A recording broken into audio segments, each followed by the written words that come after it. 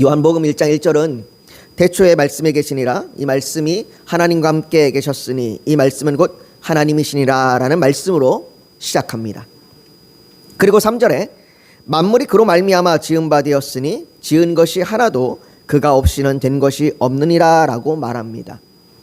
여러분, 왜 요한이 이 복음서를 쓰면서 이 말씀으로 복음서를 시작했을까요? 요한은 우리가 믿는 예수 그리스도께서 어떤 분이신지를 처음부터 분명히 알기를 원하고 그분을 통해서 우리 안에 어떤 일들이 일어나는가를 확실하게 알기 원하는 것입니다. 그래서 복음서를 시작하면서부터 예수 그리스도께서 어떤 분이신지를 선포하면서 시작하는 거죠. 여러분들은 예수님께서 우리를 구원하실 분이라는 것을 믿습니까? 어떻게 예수님께서 우리를 구원하실 수 있습니까? 십자가 사건이라는 방법에 대하여 묻는 것이 아닙니다. 십자가 사건이라는 과정을 통해 우리의 죄를 사하시고 우리를 구원하시는 그 근원적인 능력, 그 권능이 어디서 왔냐고 묻는 겁니다. 그분이 어떤 분이시길래 우리를 구원하실 수 있다라고 우리가 믿는 것이냐는 거죠. 요한은 복음서의 시작에서부터 이것을 말하고 있는 겁니다. 예수님께서 우리의 구원자가 되시는 것, 예수님께서 나의 죄를 사해 주시고 나를 구원하실 수 있다라고 얘기할 수 있는 것, 우리가 그렇게 믿을 수 있는 것, 그것은 그분이 모든 만물을 지으신 창조주이시기 때문에 라고 선포하고 있는 거예요. 그분이 창조주이시기 때문에 그분의 그 창조의 능력과 영광으로 말미암아 우리를 모든 그 피조물 가운데서 우리를 구원하실 수 있다라고 이야기하시는 겁니다. 예수 그리스도는 단순히 우리의 문제를 해결해 주시거나 기적을 행하시는 그런 분이 아닙니다. 어떤 큰 지혜를 주거나 어떤 큰 가르침을 주시는 분이 아니십니다. 그것 때문에 오시는 분이 아니시죠. 그러나 얼마나 많은 사람들이 예수님을 그렇게 문제 해결을 위한 것에만 초점을 맞추고 있는지 모릅니다. 물론 예수님께서 우리의 문제를 해결해 주실 수 있는 능력이 있으십니다. 하지만 우리가 예수님을 믿는다는 것은 그분이 우리의 문제를 해결해 주실 것, 이것을 믿는 것이 아니라 그분이 하나님이시라는 것을 믿는 겁니다. 여러분, 이것이 매우 중요합니다. 예수님께서는 우리의 문제를 해결해 주실 수도 있고 해결해 주지 않으실 수도 있습니다. 그러나 그분이 하나님이라는 사실은 변함이 없습니다. 그분이 우리의 문제를 해결해 주셨기 때문에 하나님이시고 그분이 우리의 문제를 해결해 주지 않으시면 하나님이 아니신 것이 아닙니다. 우리의 문제를 해결해 주느냐 안 주느냐를 떠나서 그분은 여전히 하나님이십니다. 하나님께서 우리의 죄를 용서하셨기 때문에 하나님이 아니라 우리의 죄를 용서하시든 용서하지 않으시든 그분은 여전히 하나님이십니다. 우리의 믿음은 우리의 문제를 해결해 주시는 그 유무가 아니라, 우리의 죄를 사해 주시는 그 유무가 아니라 그분이 하나님이시라는 사실에 있습니다. 우리는 그분이 하나님이라는 것을 믿는 것이지 그분이 나의 죄를 사해 주셨기 때문에 믿는 것이 아닙니다. 이건 오늘 본문을 볼 때도 마찬가지입니다. 오늘 본문은 요한복음에 처음으로 등장하는 기적입니다. 복음서 전체를 통틀어 얘기하면 예수님의 공생애가 시작되기 전에 첫 스타트를 끊는 그런 기적입니다. 예수님께서는 기적을 통해서 몹시 어려운 문제를 해결해 주셨습니다. 그러나 이 기적의 목적은 문제 해결이 아닙니다. 오늘 본문 11절에 보면 11절은 이렇게 얘기하죠. 예수께서 이 첫 표적을 갈릴리 가나에서 행하여 그의 영광을 나타내심에 제자들이 그를 믿으니라 라고 말합니다. 다시 말해 예수님께서는 이 기적을 통해서 그분의 영광을 나타내시는 표적을 보이시는 것입니다. 문제 해결이 목적이 아니라 그분이 어떤 분이신지를 드러내는 표적인 거죠. 즉 우리는 본문을 통해서 예수님께서 어떤 분이신지를 봐야 하는 겁니다. 이 본문을 통해서 예수님께서 이 가나의 혼인잔치에 일어난 이 일을 통하여 예수님이 어떤 분이시는구나 라는 것을 우리가 발견하고 알아야 되는 것이죠. 오늘 본문 1절은 사흘째 되던 날 갈릴리 가나에 혼례가 있어 예수의 어머니도 거기 계시니 라고 이 말로 시작합니다. 요한이 복음서를 기록하면서요, 1장 19절부터 시작해서 오늘 본문에 이르기까지 계속해서 시간의 흐름을 기록하고 있습니다. 보면 계속해서 요한은 이튿날이라는 표현을 계속해서 썼었고, 그리고 오늘 본문을 시작할 때도 사흘째 되던 날이라고 하는 그 시간적인 표현을 쓰고 있습니다. 그 시간의 흐름 속에서 세례 요한, 안드레, 빌립, 나다나엘을 통해 계속해서 하나님의 어린 양, 메시아, 율법과 선지자가 기록하니 하나님의 아들 이스라엘의 임금이라는 예수님께서 누구신지에 대하여 말하였습니다. 그리고 이제 오늘 본문이 그 시간의 흐름의 마지막에 예수님이 누구신지, 그리고 그분이 행하실 일이 무엇인지를 나타내 주십니다. 그런데 너무나 재밌는 것은 이 시간의 흐름이요, 계산해 보면 며칠이냐면 7일입니다. 7일. 그 7일의 기간이 왜 그 7일의 기간을 주고 있는지를 우리가 오늘 본문을 통해서 예수님이 드러나심을 통하여 그것과 연결하여 우리가 생각해 보면 좋겠습니다. 이 7일의 마지막 날 예수님께서 어떤 문의로 들어가시는지를 여러분들 보십시오. 지금 이 일이 갈릴리 가나에서 혼인잔치에서 이루어졌습니다. 갈릴리 가나는 갈릴리 서쪽, 갈릴리 호수가 있는 그 서쪽에 있는데, 나사렛이라고 하는 동네에서는 6km 정도 떨어져 있는 아주 나사렛에서 가까운 동네에 있는 그런 마을입니다. 그리고 갈릴리 호수 북쪽에 있는 가버나움이나 벳세다, 예수님께서 아마 이 지역에 머무르셨다고 지금 보고 있는데, 그 지역에서부터는 약 40km 정도 떨어져 있습니다. 그래서 예수님께서 오시는데 한 하루 정도 걸어서 하루 정도의 거리를 여러 예수님과 제자들이 온 것 같습니다. 그 마을에 오늘 혼인잔치가 열렸습니다. 혼인잔치는 보통 일주일 정도 진행이 되고, 그 기간에 손님을 대접하기 위해요 포도주가 제공이 됩니다. 제가 예전에도 설교를 하면서 설명을 드렸었는데, 이 혼인잔치에 어떤 포도주를 제공하느냐가 매우 중요하다고 말씀을 드렸습니다. 이 포도주는 이 결혼의 혼인잔치를 풍성하게 해줄 뿐만 아니라 이것은 그 혼인잔치를 베푸는 혼주의 명예가 달려있는 겁니다. 왜 우리나라에서도 사람들이 결혼식을 다녀오면 뭐 결혼식에 여러 가지 것들을 얘기하지만 그 중에 아주 자주 얘기하는 게 뭐냐면 음식입니다. 음식. 그래서 어떤 결혼식에 갔더니 그 뷔페는 맛있더라, 어떤 결혼식에 갔더니 그 뷔페는 너무 맛이 없더라, 이런 얘기를 많이 합니다.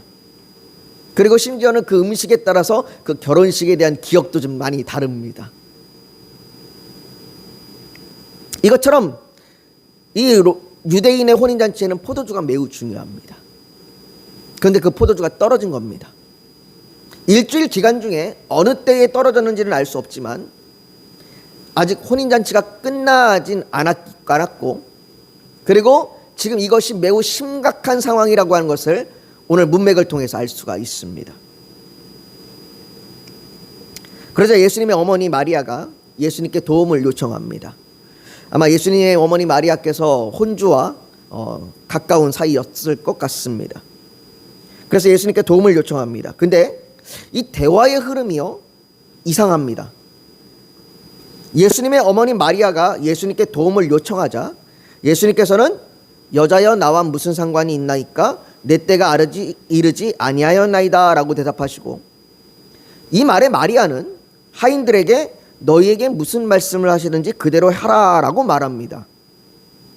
그리고는 예수님께서 하인들에게 나와 무슨 상관이 있습니까? 라고 얘기했던 그 예수님께서 이제는 하인들을 불러서 하인들에게 항아리에 물을 채우라 라고 말씀합니다. 마치 서로 이야기를 하는데, 대화를 하는데 상대방의 말은 듣지 않는 것 같아요. 상대방이 무슨 말을 하는지는 듣지 않고 그냥 내 말만 계속 하는 것 같은 그런 약간 좀 이상한 대화가 오고 갑니다. 더욱이 예수님의 대답에 대하여도 보면 그래도 자기 어머니에게 말하는데 너무 무례한 것 아니냐라고 생각이 들 정도의 그런 말씀을 하고 계시는 것처럼 느껴지기도 합니다. 그래서 어떤 분들은 이 말이 예수님이 너무 무례한 표현을 쓰고 있는 것 아니냐라고 그렇게 생각하시는 분들도 계십니다. 그런데 이 대화 속에서요, 이 대화를 잘 보시면 이 대화 속에서 예수님께서 누구인지가 드러납니다. 마리아가 예수님께 도움을 요청한 것은 기적을 행하셔서 문제를 해결해 달라고 요구하는 것이 아닙니다. 그러나 마리아는 구체적으로 이것이 어떻게 해결될지, 해결을 하실지 어쩔지 아무것도 모르지만, 그러나 마리아는 자기가 누구에게 도움을 요청을 해야 하는지를 정확하게 알았습니다. 자기가 요청을 하는 사람이, 요청을 해야 될 사람이 누구인지를 분명하게 알았던 겁니다. 마리아는 단순히 자기 아들에게 도움을 요청한 것이 아닙니다. 자기 아들을 불러서 야, 이 문제를 빨리 해결하라 라고 그렇게 자기 아들에게 도움을 요청하는 것이 아닙니다. 마리아는 하나님의 아들이신 예수님께 도움을 요청하고 있는 겁니다. 그리고 예수님 역시 마리아의 아들이 아니라 하나님의 아들로서 지금 마리아에게 이야기하고 있는 거예요. 그래서 여자여 나와 무슨 상관이 있나이까 내 때가 아직 이르지 아니하여 있나이다 라고 말하고 있는 겁니다. 물론 여기서 여자여라고 하는 이 표현도 우리가 흔히 생각하는 무례한 표현이 아닙니다. 무례한 호칭이 아닙니다. 이 시대에는 이것이 존중을 담은 표현입니다. 그래서 예수님께서 십자가에 달리실 때에도 여자여라고 표현합니다. 예수님은 마리아를 어머니로서 거절하신 것이 아닙니다. 아들이 엄마의 말을 듣기 싫어서, 아니면 아들이 엄마의 말을 할 수가 없어서 어머니 그 일은 나랑 상관없는 일입니다, 어머니가 알아서 하세요 라고 어머니로서, 아들로서 이렇게 대화 가운데 거절하신 것이 아닙니다. 예수님이 지금 거절하시는 것은 아직 공적인 사역이 시작되지 않았다라고 말하는 겁니다. 아직 공적인 사역이 시작되지 않았습니다. 사람들에게 드러내어 내가 누구인지를 아직 나타낼 때가 되지 않았습니다. 예수님은 이제 공적 사역의 주체로서 하나님의 뜻에 따라 움직임을 선언하시는 겁니다. 이제 나는 아버지의 뜻에 따라, 하나님의 뜻에 따라 내가 움직여야 합니다.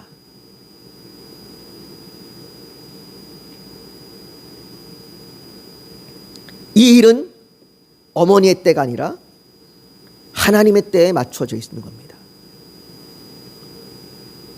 예수님께서는 단순히 우리의 문제를 해결해 주시는 분이 아니라 하나님의 아들로서 하나님의 때에 하나님의 뜻을 행하시는 분이십니다. 그에 대한 우리의 믿음은 마리아가 너희에게 무슨 말씀을 하시든지 그대로 하라라고 말하듯 나의 때가 아닌 하나님의 때에 맞추는 겁니다.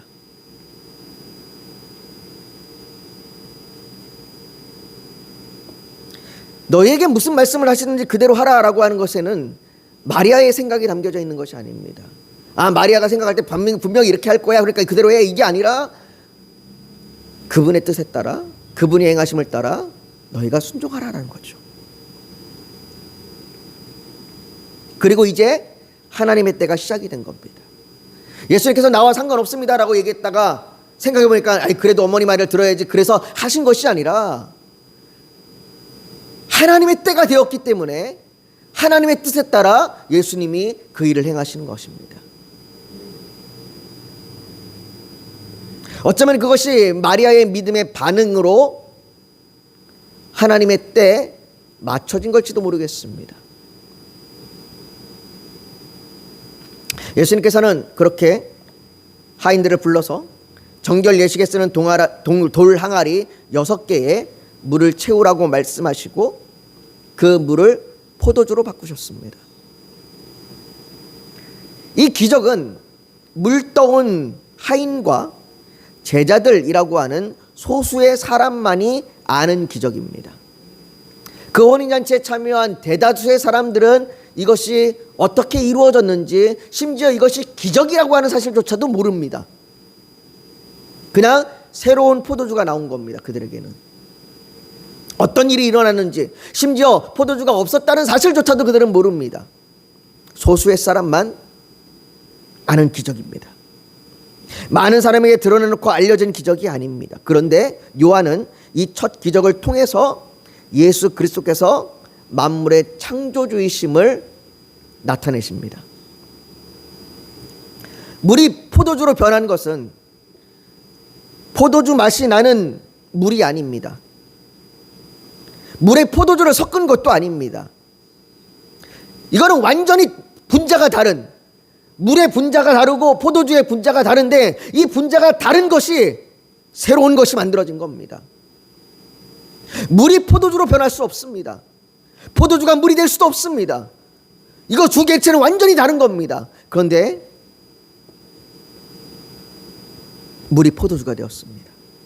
이것은 오직 하나님만이 하실 수 있습니다. 모든 만물을 말씀으로 창조하신 하나님만이 물 분자를 고급 포도주의 분자로 바꿀 수 있습니다. 성경은 그런즉 누구든지 그리스도 안에 있으면 새로운 피조물이라 이전 것은 지나갔으니 보라 새 것이 되었도다 라고 말합니다. 오직 창조주이신 하나님만이 새로운 피조물을 만들 수 있습니다. 그리스도 밖에서는 여전히 옛 것입니다. 여전히 다 떨어져 바닥이 나버린 포도주요, 결핍이며 해결할 수 없는 문제입니다. 여전히 본질상 죄 가운데 거하여 정욕대로 살아가는 사람들입니다. 여러분, 우리를 바꾸는 것은 정결케 하는 예식이 아닙니다. 스스로 아무리 정결하게 씻어도 우리는 바뀌지 않습니다. 우리가 우리를 고행을 하고 열심히 연구를 하고 열심히 수련을 쌓아도 스스로 우리를 바꿀 수는 없습니다. 유대인은 정결 예식을 위하여 항아리를 두었습니다. 그것으로 사람들은 외적인 정결을 통해 하나님 앞에 나아가려고 했습니다. 그러나 예수님께서는 그 정결 예식의 틀 안에 물을 채우게 하시고 그것을 포도주로 바꾸심으로써 오직 창조주이신 하나님만이 우리를 예수 그리스도로 말미암아 새로운 피조물로 바꾸셔야 함을 보여주셨습니다. 이 일은 예수 그리스도 안에서만 가능합니다. 지금 사흘째 되는 날, 요한이 날짜를 기록하며 이튿날 사흘째 기록하면서 그 날에 7일째 되는 하나님께서 모든 만물을 창조하셨던 그 창조의 7일 가운데 그 역사를 바로 이 사건을 통하여 새로운 새 창조를 보여주고 계시는 겁니다. 더욱이 이 기적이 나타난 곳이 혼인잔치라는 것에 큰 의미가 있습니다. 예수 그리스도로 말미암아 새로운 피조물로 지음 받음이 이루어지는 이 새로운 시대는 혼인잔치와 같은 시대입니다. 요한계시록은 우리가 그의 신부라고 얘기합니다. 이 새로운 시대는 기쁨과 풍성함이 가득한 시대입니다. 이전과는 비교되지 않을 정도로 풍성함이 가득한 시대입니다. 우리의 새로운 피조물이 된 것은 이전과는 비교할 수 없는 풍성함이 가득함입니다. 제자들은요, 이 혼인잔치에서 단순히 기적을 본 것이 아닙니다. 물이 포도주로 바뀌는 그냥 놀라운 기적을 본 것이 아닙니다. 문제 해결을 본 것이 아닙니다. 제자들이 본 것은 창조주 하나님의 영광을 본 겁니다. 그분이 새롭게 하실 날들의 도래를 본 겁니다. 이제 새롭게 될 것이구나. 이제 새로운 날이 시작되었구나. 그들은 그것을 믿은 겁니다. 이제 예수님으로 말미암아 새 날이 시작될 거고 새 일들이 이루어질 거다. 물론 그 믿음이 이제 시작이고 여러 번 넘어지고 쓰러질 겁니다. 그러나 우리도 그렇지 않습니까?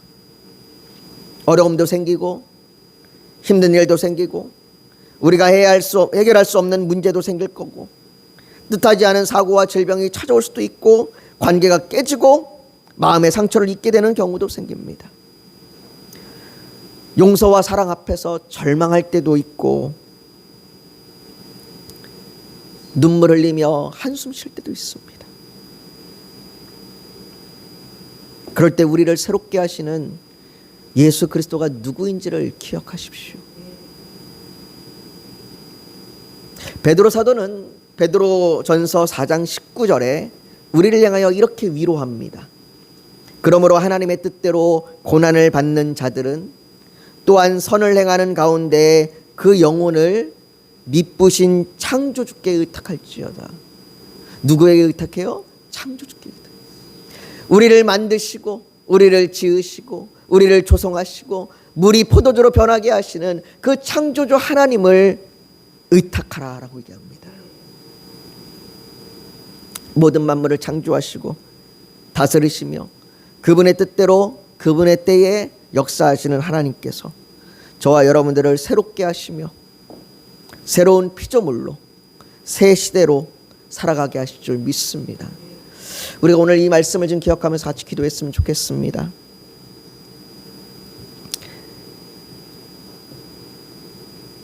우리가 주님 앞에 기도할 것은 주님 내 문제를 해결해 주십시오. 우리의 문제 가운데 하나님 도와주십시오 라는 것보다 하나님께서 창조주이시며 그 창조주 하나님이 나를 붙드심을 나를 새롭게 하시고 이 새 시대에 새 능력으로 살아가게 하실 줄 믿습니다. 내가 그 하나님을 오늘도 기억하게 하시고 그 하나님을 바라보게 하시고 그 하나님께 나를 맡기게 하여 주시옵소서. 하나님 오늘 내가 주님께 나를 맡기는 시간됩니다. 하나님 나를 받으시고 그 창조주 하나님의 놀라운 권능을 나타내 보여주시옵소서. 우리 이 시간 그렇게 주님 앞에 주여 한번 부르짖고 같이 기도하며 나아가길 원합니다. 같이 기도하겠습니다. 거룩하신 아버지 하나님, 우리의 창조자 되시며 우리를 지으시고 우리를 다스리시는 그 하나님, 그 하나님이 여전히 오늘도 우리와 함께 있음을 우리가 기억합니다. 그 하나님께서 우리에게 새로운 일을 행하시고 우리에게 새로운 역사를 주시며 우리에게 새로운 시대로 우리를 인도하심을 믿습니다. 아버지 하나님, 우리의 삶의 처지와 형편 가운데, 우리의 고난 가운데, 우리의 낙함 가운데 우리의 창조주 하나님께 의탁하오니 아버지 하나님 우리를 도와주시고 인도하여 주시옵소서. 아버지 하나님 우리 교회를 붙들어 주셔서 아버지 이 교회가 아버지 끝까지 주님 앞에 설 수 있는 교회로 아버지 충성되게 설 수 있도록 한 사람 한 사람을 붙드시고 우리를 교회되게 하여 주시고 예배하게 하여 주시옵소서. 아버지 하나님 사람이 없어서 물질이 없어서 아버지 하나님 어찌할 줄 몰라 아버지 발을 동동거리며 한탄과 절망 가운데 있습니다. 아버지 하나님 역사하여 주시고 힘을 주시고 도와주시옵소서. 아버지 우리가 예배로 모일 때마다 아버지 하나님 주께서 우리 예배 가운데 우리에게 위로와 힘을 더하여 주시길 원하며 아버지 하나님 살아계신 하나님을 우리가 바라보며 나아갈 수 있도록 우리에게 믿음을 더하여 주시옵소서. 우리의 처지 형편 가운데 하나님 앞에 기도할 수 있도록 간구할 수 있도록 우리가 믿음을 갖게 하여 주시옵소서. 우리에게 정말로 창조주 하나님 우리를 구원하신 그 하나님을 바라보며 나아갈 수 있는 믿음을 더하여 주시옵소서. 아버지 하나님 그 믿음으로 한 걸음 한 걸음 나아가 우리의 처지와 형편을 하나님 앞에 구하며 아버지 하나님 우리의 질병의 문제, 우리의 관계의 문제, 우리의 직장의 문제, 우리의 물질의 문제, 우리의 학업의 문제, 아버지 하나님 우리의 마음의 상처의 문제, 아버지 내가 어떻게 할 수 없는 그 문제 아버지 하나님 주여 해결하여 주시옵소서. 아버지 우리 성도들 한 사람 한 사람 붙들어 주시길 원합니다. 인생의 절벽 끝에가 있는, 그래서 정말 아버지 하나님 절벽 끝에 매달려 어떻게 할지 몰라 아버지 방황할 때에 절망할 때에 아버지 하나님 우리의 손을 잡아 주시옵소서. 또한 아버지의 선교사님들에게 힘을 더하여 주시고 그들을 통하여 아버지 하나님 하나님의 뜻이 하나님의 역사가 그 열방과 나라 가운데 임하게 하여 주시옵소서. 아버지 그 선교사님들의 수고와 헌신과 그 흘리는 피와 아버지 하나님 그 눈물 가운데 아버지 하나님 그 영혼들을 구원하여 주시옵소서. 또한 아버지 하나님 우리의 각자의 문제를 주 앞에 올려드리며 하나님을 바라고 사모하며 소망합니다. 하나님 우리에게 소망이 되어 주셔서 우리에게 정말로 아버지 하나님을 바라보며 나아갈 수 있도록 아버지 우리를 도와주시옵소서. 모든 것 주 앞에 올려드리며 예수님의 이름으로 기도하옵나이다. 아멘.